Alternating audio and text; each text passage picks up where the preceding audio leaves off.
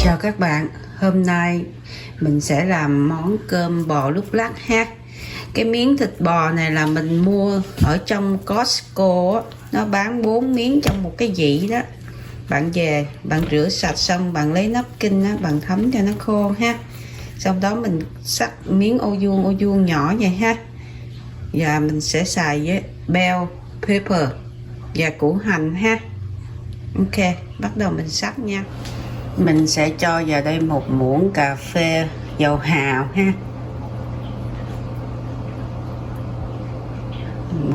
một muỗng cỡ 1,5 muỗng dầu hào ha,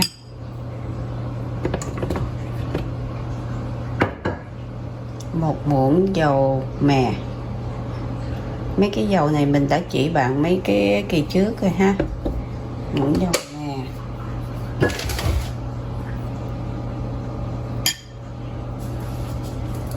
và 2 muỗng oyster sauce mà của mushroom nha, 2 muỗng này.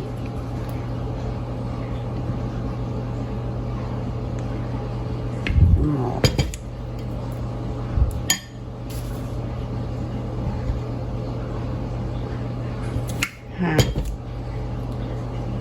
2 muỗng này là 2 muỗng cà phê đó nha.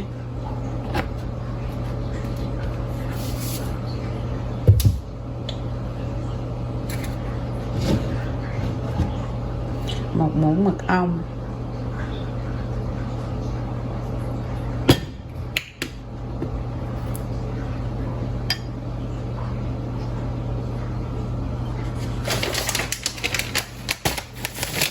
một muỗng bột nêm,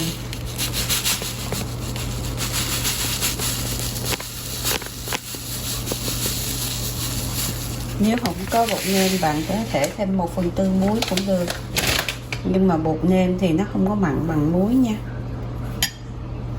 Một muỗng tỏi, bột tỏi ha,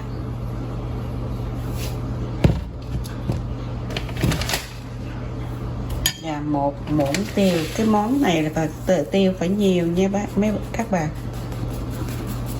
Mình sẽ cho cỡ 1 muỗng tiêu lên trong này. Mình sẽ trộn những cái thành phần này với thịt bò lại với nhau và để cho nó thấm trong vòng 20 phút ha.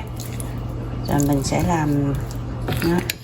Bạn nhớ cắt vuông vậy nè nghe. Những cái phần trắng của thịt bò bạn cắt bỏ đi nha, không có dai. Trộn đều các thành phần lại với nhau ha. Nếu mà bạn muốn có thêm soy sauce mà có nước một chút á, có nước một chút thì bạn sẽ đổ vào 1 muỗng 2 muỗng soy sauce ha. Nhưng mà cái này mình không có làm cái đó, tại vì mình sẽ chấm ngoài ăn ha, cho nên mình không có để soy sauce. Ok, chỉ là những cái thành phần nãy mình nói thôi ha. Bắt chảo lên bếp để cho chảo nó nóng ha. Còn mấy cái ớt á, thì bạn sẽ cắt vuông như vậy ha, giống như mình cắt thịt bò vậy đó. Thì khi mình làm thì mình chỉ làm đủ cho 1 phần thôi ha, 1 phần người ăn thôi thì nó ngon hơn, tại thịt bò mình xào rất là nhanh. Mình để chảo at least cũng phải 2 hoặc 3 phút cho nó thiệt là nóng, mình mới bỏ bơ vào ha. Cái cơm là cơm mình nấu bình thường thôi ha, mình để sẵn lên dĩa. Khi mà bạn cỡ 2 qua 3 phút bạn thấy chảo bắt đầu nó nóng rồi á, thì mình sẽ cho vào đây 1 miếng bơ ha. Mình sẽ cắt 1 miếng bơ nhỏ thôi cho vào ha. Rồi xong cái mình sẽ cho vào đây một chút củ hành ha. Nha. Mình cho vào đây hành trước, sau đó mình sẽ cho 1 mớ cái ớt vô ha, mỗi thứ một chút ha, đủ làm cho 1 dĩa thôi. Mình làm từng dĩa thì nó ngon hơn ha. Mình cho vào đây, mình xào cho nó một chút cho nó chín cái ớt này kia ha. Giờ mình sẽ cho vào đây một chút xíu dầu hào, chút xíu thôi cho nó có vị thôi, không có cần nhiều nha, một chút xíu, tại vì mình ăn cái này với nước tương.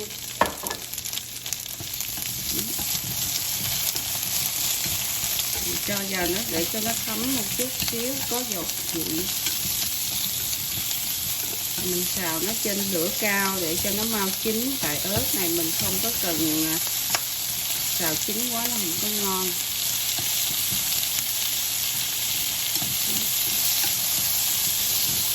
Bạn xào mà bạn thấy cái ớt, cái hành đồ nó hơi cháy cháy chút là để nó xuống được rồi. Mở lửa 2 nha.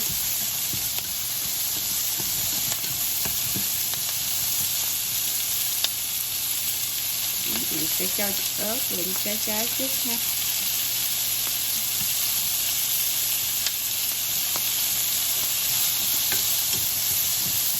Nếu bạn không có dầu hào, bạn sẽ cho chút xíu muối hay bột nêm vào cũng được nha. Có gì mình xào cái đó.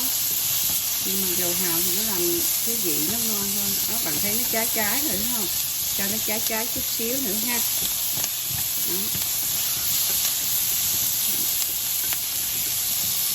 Ok, nó như vậy là được rồi nè. Nó cháy như vậy được rồi đó. Tại vì cái này đừng có làm chín quá không ngon nha. Xong, bạn đổ lên trên đây. Rửa sạch cái chảo ha, để chảo cho thiệt là nóng nha, nóng thiệt nóng rồi mình mới xào thịt bò. Để các bạn thấy chảo nó nóng như vậy là nó có khói lên á, bạn sẽ cho thịt bò vào vừa đủ 1/4 ha, đừng có bỏ dầu nha. Cho thịt bò vào.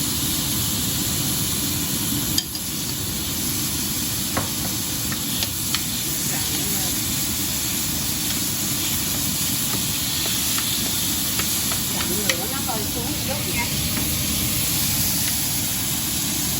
Bạn thấy nó khét khét cháy cháy không?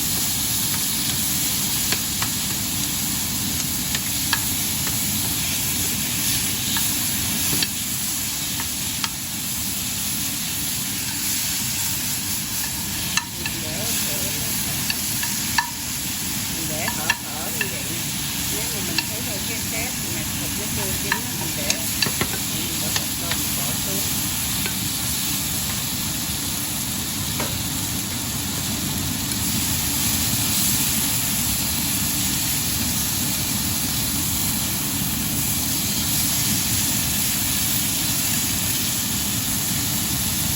Tùy theo bạn, nếu bạn ăn vừa chín tới hay là tái gì thì bạn cứ xào theo ý của mình nha.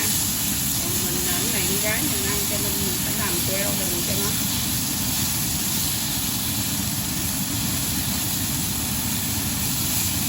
Sau khi bạn thấy nó hơi là nó bắt đầu nó chín như vậy thì bạn tắt lửa nó đi. Mình để cho đây cho nó nóng lên chút nha.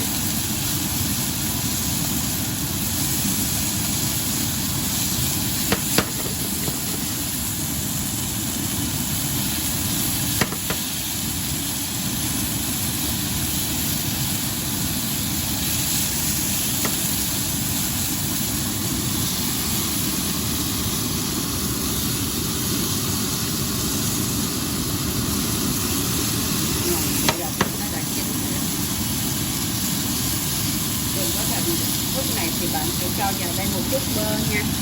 Nó chín rồi bạn để vào chút xíu bơ nó thơm thôi. Có để cũng được, có để cũng được.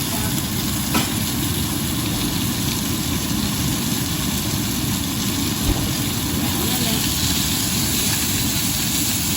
Nó chảy ra chút.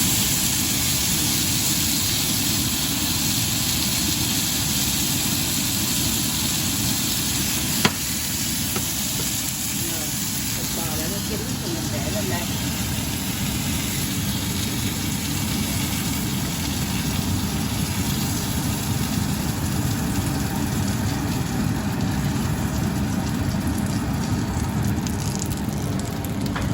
Đây là món cơm bò lúc lắc đã hoàn thành.